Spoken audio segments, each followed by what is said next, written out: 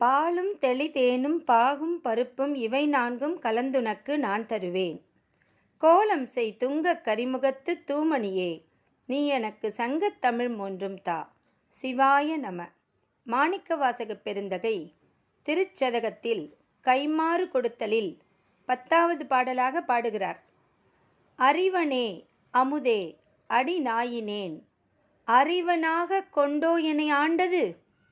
அறிவு இலாமை அன்றே கண்டது, ஆண்ட நாள் அறிவனோ அல்லனோ அருள் ஈசனே அப்படின்னு தன்னுடைய நிலைமை என்ன அப்படின்னு ஈசனை கேட்குறார்.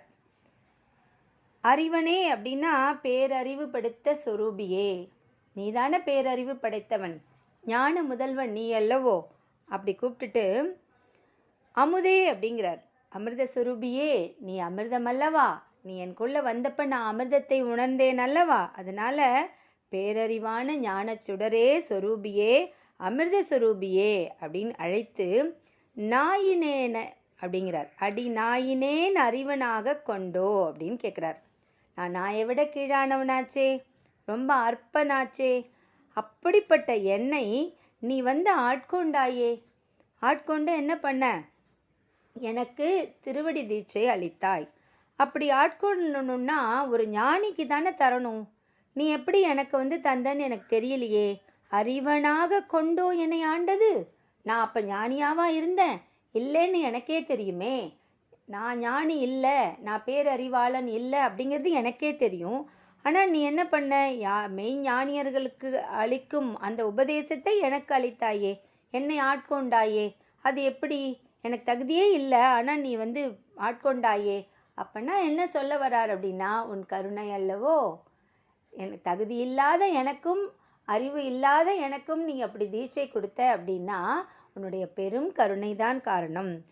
அப்போ கேட்குறாரு, அறிவு இல்லாமை அன்றே கண்டது, நீ அப்போவே கண்டுபிடிச்சிருப்பியே, என்னை ஆட்கொள்ளும் பொழுதே நான் அறிவே இல்லை அப்படிங்கிறது கண்டுபிடிச்சிருப்பியே. ஆனாலும் பரவாயில்லன்னு தானே பரம கருணையினால் எனக்கு கொண்டு வந்து அந்த தீட்சையை கொடுத்துருக்க, உபதேசத்தை அளித்திருக்கிற. இப்போ நீ எனக்கு கொடுத்துட்ட இல்லையா, தீட்சை கொடுத்துட்ட, எனக்கு உபதேசம் செஞ்சுருக்க. இப்போ நான் யார், அன்றே கண்டது ஆண்ட, நீ என்னை கண்டு என்னை ஆட்கொண்டாய். அப்போ நீ வந்த பிறகு எனக்கு ஏதாவது உள்ளே வந்திருக்கும் இல்லையா, அந்த நாள் முதல் அறிவனோ அல்லனோ, நீ என்னை ஆட்கொண்ட பிறகு இப்போ நான் ஞானியா இல்லையா எனக்கு புரியலையே, எனக்கு இன்னும் விளங்கலையே, என்னால் அதை உணர முடியலையே, இன்னமும் நான் அறியாமையிலே நின்றுட்டுருக்கனே.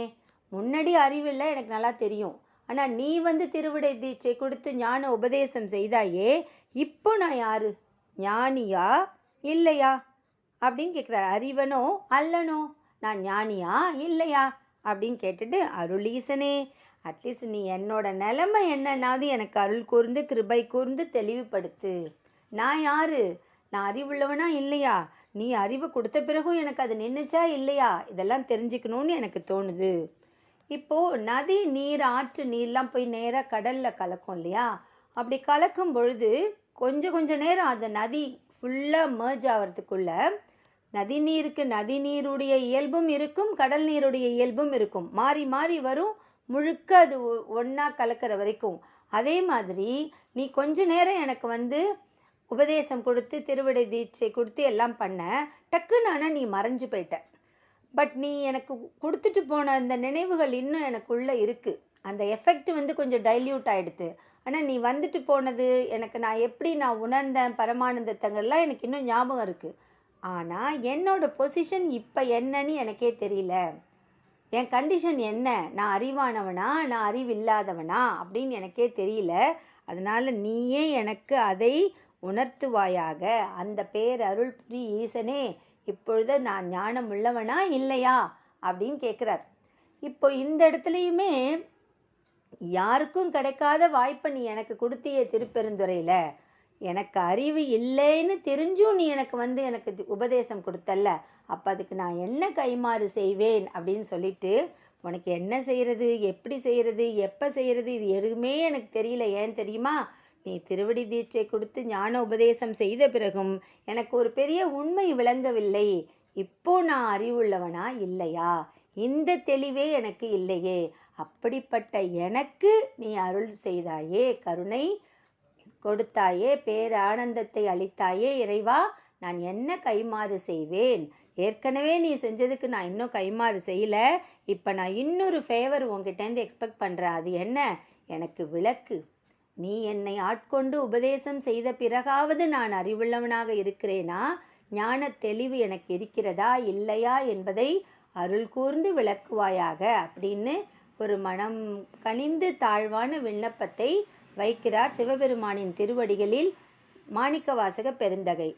நாமும் நமக்கு எதுவுமே தெரியாது. இந்த பாட்டை பாடும்போது அந்த அனுபவம் இப்படி இருந்திருக்கும் அப்படி இருந்திருக்குங்கிற ஒரு அகக்காட்சி நமக்கு விரியுது இல்லையா? அதன் மூலமாக நம்மளால் உணர முடியுது சிவபெருமானின் பெரும் கருணையை. அந்த சிவபெருமானின் திருவாசகத்தை பக்தியுடன் பாடுவோம், அவன் திருவடிகளில் சரணடைவோம், அவனுடைய பேரருளை பெறுவோம்.